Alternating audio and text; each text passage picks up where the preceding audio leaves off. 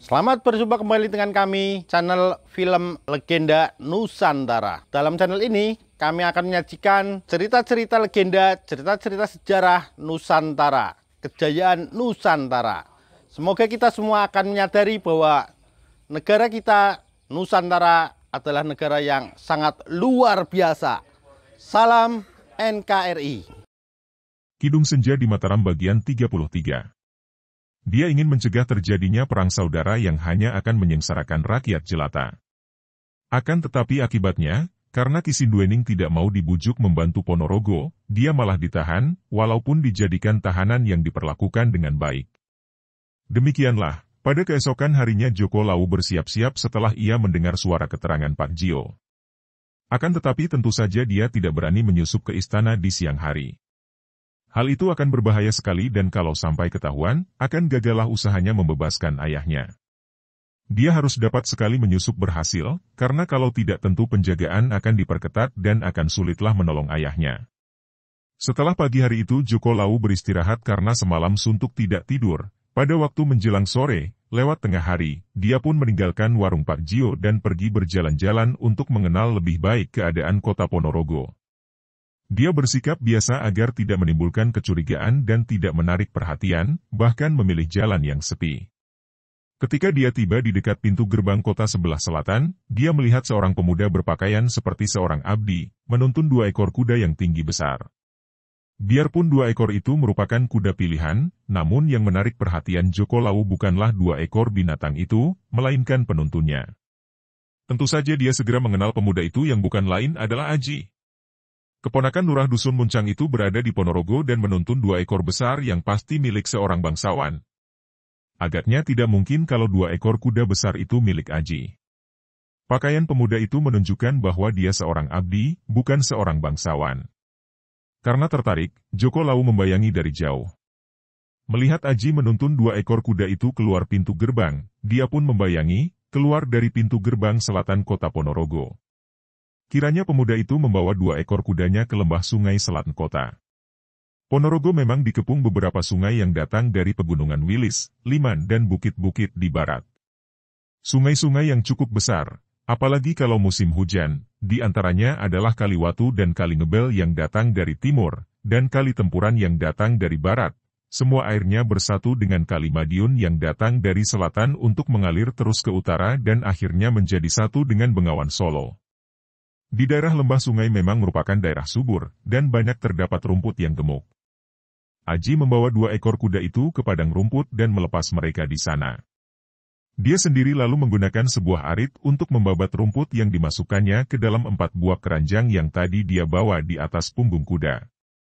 Aji yang sedang asik menyabit rumput, mengangkat muka ketika mendengar langkah orang mendekat. Di tempat yang amat sunyi itu, siapakah yang menghampiri dan mengganggu pekerjaannya? 2 pasang sinar mata bertemu dan Aji terbelalak. Tentu saja dia segera mengenal pemuda tampan yang membuat dia kagum bukan main dalam pesta pernikahan saudara misannya, yaitu anak lurah Dusun Muncang. Pemuda yang selain pandai menari, dengan amat indahnya, juga memiliki kedikdayaan yang mengagumkan. Otomatis dia menghentikan gerakan tangannya menyabit rumput, melongo saking heran dan kagetnya karena pertemuan ini sungguh tak pernah disangkanya. Kisanak, engkau mempunyai 2 ekor kuda yang bagus sekali. Kata Joko Lawu untuk membuka percakapan, diam-diam merasa geli melihat pemuda yang pandai meniup suling, pandai bernyanyi, bahkan pandai menari itu melongo seperti seorang yang kehilangan akal. Aji bangkit berdiri, sudah dapat menguasai kekagetan dan ketegangan hatinya. Ah, kiranya Andika, orang muda aneh yang sakti mandraguna itu, yang muncul di pesta Paman Lurah seperti seorang ksatria dalam dongeng saja. Siapa pula namamu, Kisanak? Kalau tidak salah, namamu Joko Lawu, bukan? Joko Lawu berlagak seolah-olah baru dia teringat. Ah, benar. Kiranya Andika adalah pemuda yang pandai menari tayuban itu, Andika. Keponakan Ki Lurah Muncang, bukan? Namamu? Ah, aku lupa lagi, Kisanak. Panggil saja aku Aji. Oh, benar.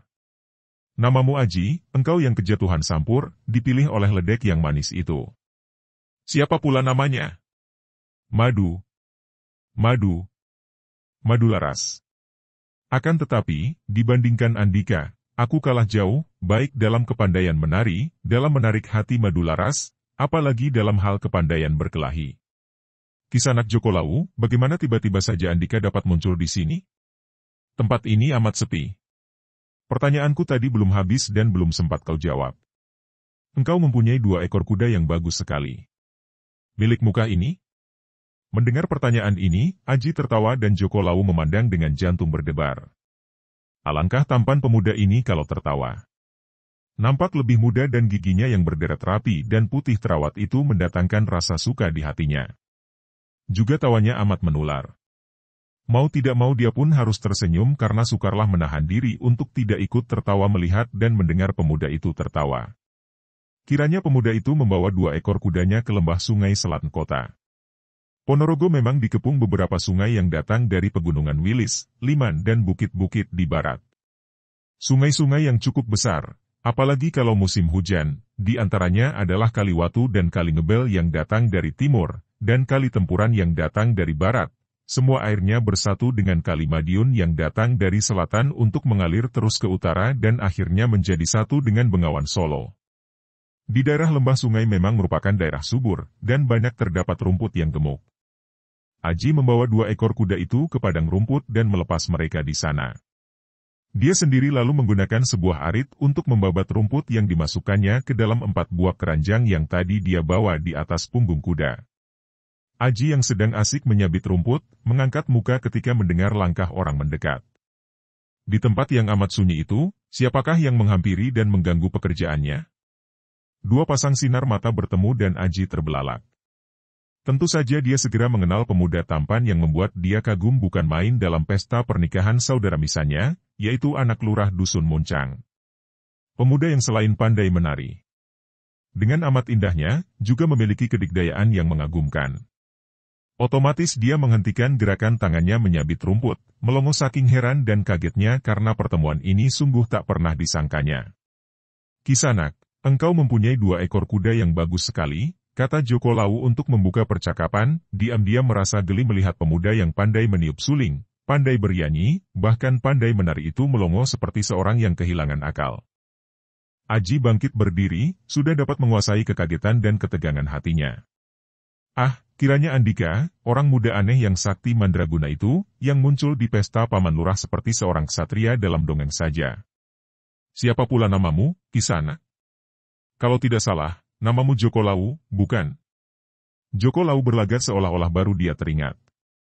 Ah, benar. Kiranya Andika adalah pemuda yang pandai menari tayuban itu, Andika. Keponakan Ki Lurah Muncang, bukan? Namamu? Ah, aku lupa lagi, Kisanak. Panggil saja aku Aji. Oh, benar. Namamu Aji, engkau yang kejatuhan sampur, dipilih oleh ledek yang manis itu. Siapa pula namanya? Madu. Madu Laras. Akan tetapi, dibandingkan Andika, aku kalah jauh, baik dalam kepandaian menari, dalam menarik hati Madu Laras, apalagi dalam hal kepandaian berkelahi. Kisanak Joko Lawu, bagaimana tiba-tiba saja Andika dapat muncul di sini? Tempat ini amat sepi.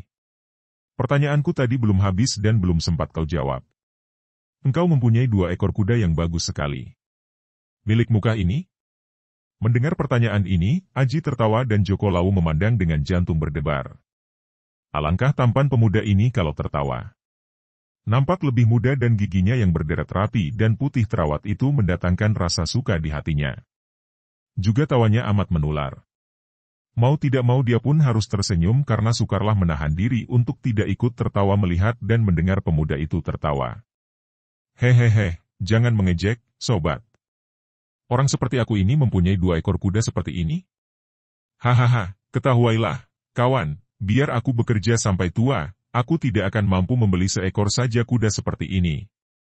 Bahkan lebih lagi, harga 2 ekor kuda ini jauh lebih tinggi daripada harga diriku sebagai manusia. Joko Lawu mengerutkan alisnya. Andika terlalu merendahkan diri, sobat. Bukankah Andika keponakan Lurah Muncang? Dan bagaimana pula harga diri seorang manusia kalah oleh 2 ekor kuda? Joko Lawu tidak setuju sama sekali mendengar pemuda itu merendahkan diri sedemikian rupa. Orang boleh rendah hati, bahkan sepatutnya manusia rendah hati, Akan tetapi rendah diri,